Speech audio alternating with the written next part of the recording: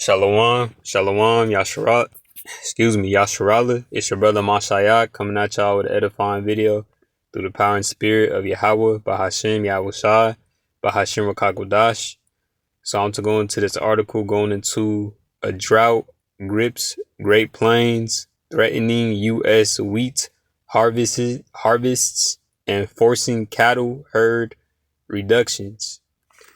It says, according to a Bloomberg report, farmers and ranchers across the Great Plains are facing a severe spring drought that is withering winter wheat crops and pressuring livestock operations, with conditions showing little sign of immediate relief.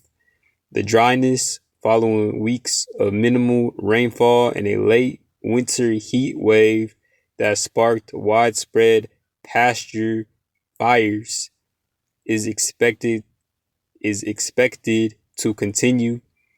Drought now blankets nearly 90% of Nebraska and Oklahoma, with more than half of Nebraska classified as in extreme drought.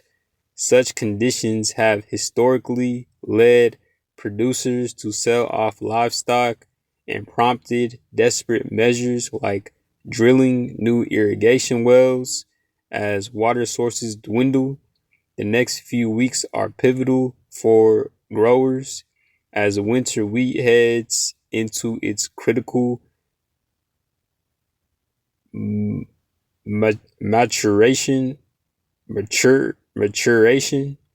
phase ahead of summer harvests. Insufficient moisture leaves wheat shoots unable to properly fill grain heads.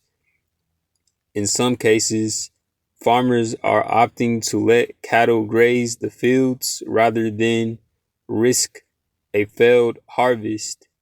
It says, we've got a lot of modern precedent.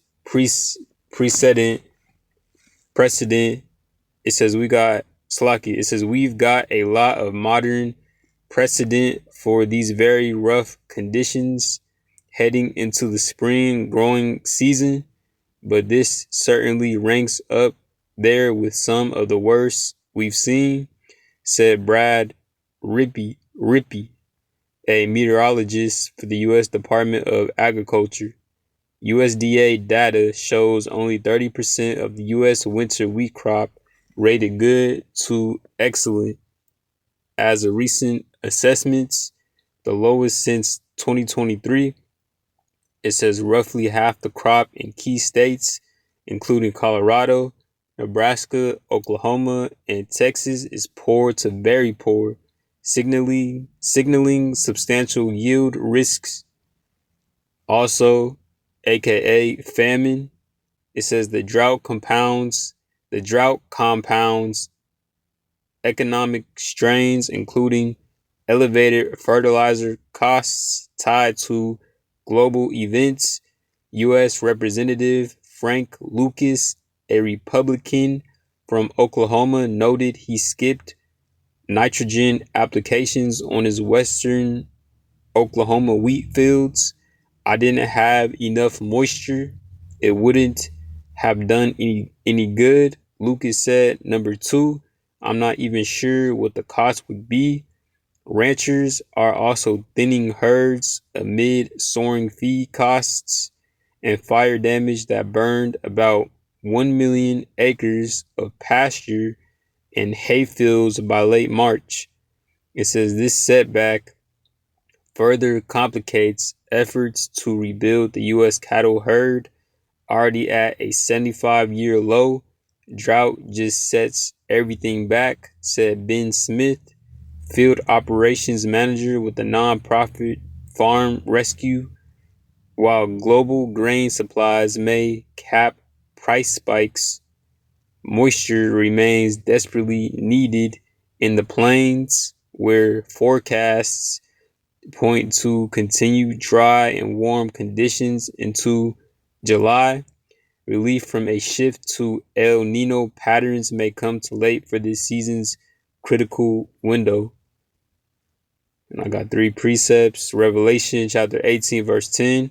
standing afar off for the fear of her torment, saying, Alas, alas, that excuse me, alas, alas, that great city Babylon, that mighty city, for in 1 hour is thy judgment come.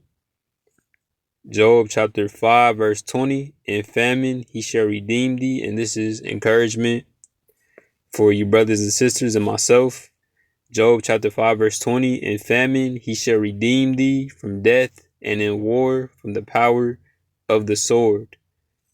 And the last one, Matthew chapter 24, verse 7, for nation shall rise against nation, and kingdom against kingdom, and there shall be famines and pestilences and earthquakes in diverse places.